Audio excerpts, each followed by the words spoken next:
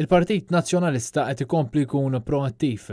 Dan ħareġ ukoll mill-intervista fuq Net FM mill-kap tal-Partit Nazzjonalista Adrian Delija li tratta bosta temi li jolqtu direttament lill-poplu Malti u Awċi. Tkellem dwar is-sitwazzjoni fl-isptarijiet pubbliċi fejn intlaħaq ftehim ta' miljuni mill-Gvern ftehim qarriqi destinat biex ifalli.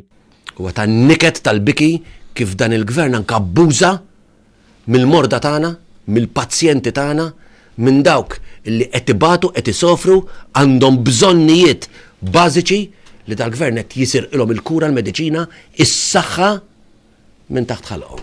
Ftehim li l-Gvern għażel li jagħmel mal-kumpanija Vitals minkejja li din ma kellha l-ebda esperjenza fis-settur tas-saħħa. Iżda wara pressjoni, Vitals għażlu lil Stewart Healthcare biex jieħdu ħsieb l-isptarijiet. Il-Ministru Fern kien ġie jgħidilna li issa ħajkonna drilting u tawna l-Steward mażulin mhux mill-Gvern, mażulin minn daw Vitals stess. Biex infiem, inti minn għalek għandek bżonn tabib.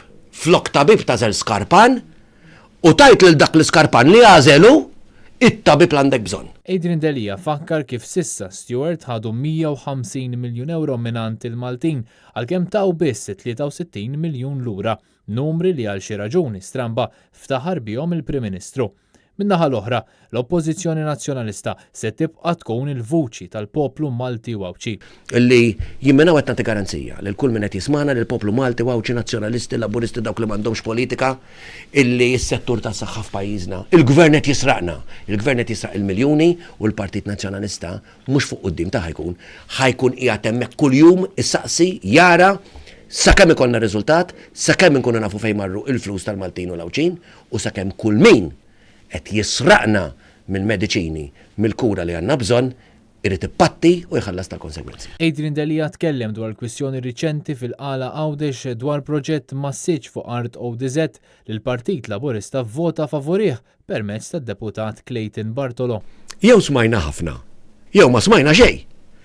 Għax smajna ħafna mingħand kulħadd. Mingħand in-nies, mingħand il-Kunsilliera Nazzjonalisti u Laburisti, mingħand l-ambjentalisti, mingħand l-Awċin. Minant min jħobb il-normalità, ma smajna xejn minant Clayton Bartolo, il-rappresentant il-membru parlamentari tal-Gvern li vota favur dan il-proġett. Insaqsih Clayton Bartolo. Ħareġ il-ġimgħa li għaddiet jispjegalna differenza bejn 90,000 li qegħdin fuq il-preċipizzju tal-faqar u għalinna ma jimpurtax għax dak mhux numru kbir għax huwa l-perċentwal li jgħod. Jispjegalna għalfejn iddeċieda favur dan il-bini. Il-kap tal-Partit Nazzjonalista nnota kif l-awtorità tal-ippjanar baqgħet ma wieġbet xejn għalkemm hu evidenti li l-poplu jrid it-tweġibiet.